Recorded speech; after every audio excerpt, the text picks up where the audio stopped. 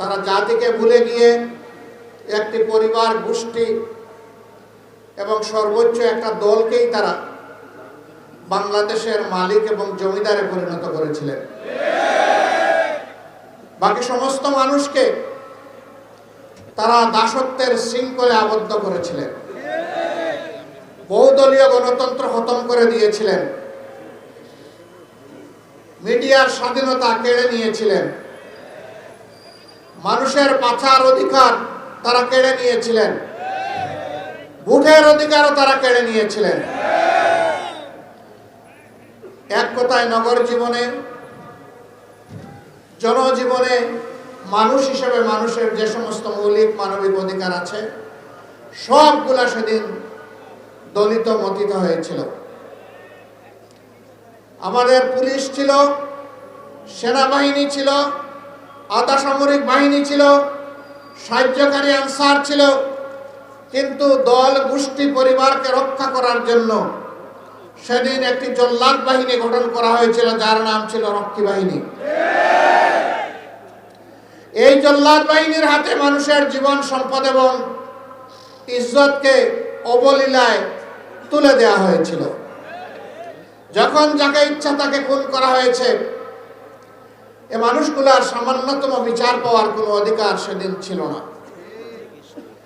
মা বোনদের ইজ্জত লুণ্ঠন করা হয়েছে।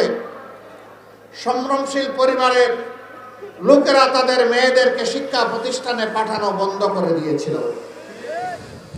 ঘর থেকে মা বোনরা বের হতে চাইতেন না, এরকম একটা বিভীষিকাময় অবস্থা তৈরি করা হয়েছিল। মন্ত্রী, প্রধানমন্ত্রীর ছেলেরা ব্যাংক ডাকাতিতে লিপ্ত হয়েছিল। বাংলাদেশের জনগণের জন্য বিশ্ব থেকে এই বিধ্বস্ত অবস্থায়, যুদ্ধ বিধ্বস্ত একটি দেশের জন্য যে সমস্ত রিলিফ সামগ্রী এসেছিল তা বাংলাদেশে আসার আগেই বিদেশের মাটিতে বিক্রি হয়ে গিয়েছিল। ৭৪-এর দুর্ভিক্ষে লাখ লাখ মানুষ সারা বাংলায় হাটে, মাঠে, পথে, ঘাটে তাদের লাশ পড়ে থেকেছে। এই লাশ দাফন করার মতো কোনো ব্যবস্থা সেদিন ভালোভাবে ছিল না। সেদিন আঞ্জুমানে মফিদুল ইসলাম ঢাকার লাশগুলার দাফনের ব্যবস্থা করেছিল, কিন্তু সারা বাংলার চিত্র ছিল সম্পূর্ণ ভিন্ন। তারা সোনার বাংলা গড়ার ওয়াদা করে বাংলাকে শ্মশান বাংলায় পরিণত করেছিলেন। মাত্র 4.5 বছরের দুঃশাসন মানুষকে তটস্থ করে তুলেছিল। এরপরে তাদের কার্যক্রমের পরিণতি হিসাবে দুনিয়া থেকে তারা বিদায় নিয়েছিলেন।